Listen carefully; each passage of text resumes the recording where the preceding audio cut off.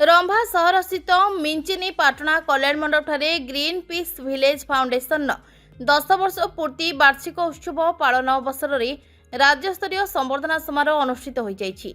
एथिरे मुख्य अतिथि भाव में ऑल इंडिया रेडियोर पूर्वतन निर्देशक हृषिकेश पाणिग्राही, अर्गस न्यूजर chief editor Sangram Shadangi, professor Sudipta Panigrahi प्रमुख सम्मानित अतिथि भाव जोगदे राज्यर 117 गोटी स्वेच्छासेवी संगठन को संबोधित करथिले।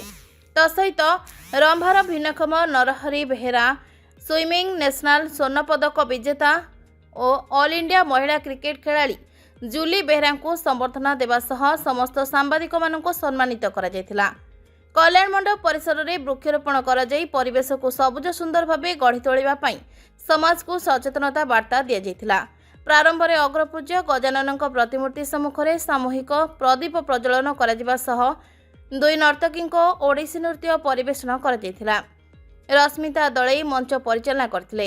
एथिरे ग्रीन पीस विलेज फाउंडेशन सभापति प्रकाश चंद्र नायक, संपादक देवेंद्र नाहक, अध्यक्ष प्रताप नायक, उपाध्यक्ष प्रशांत कुमार दास, उपदेष्टा प्रताप नाहक, विजय कुमार विश्वाल, पंचानन खटुआ, रविनारायण सेनापति, सदस्य रोहित कुमार साहू, विकास नाहक, आलोक नाहक, आदित्य प्रशांत, रवींद्र, सत्यनारायण आचार्य प्रमुख कार्यक्रम को परिचालना करथिले।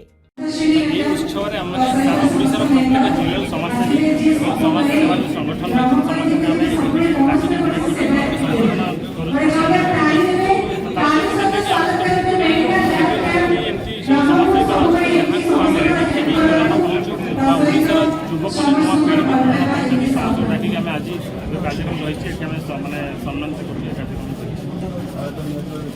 रंभारू बनवासी सेठी रिपोर्ट, विकल्प समाचार।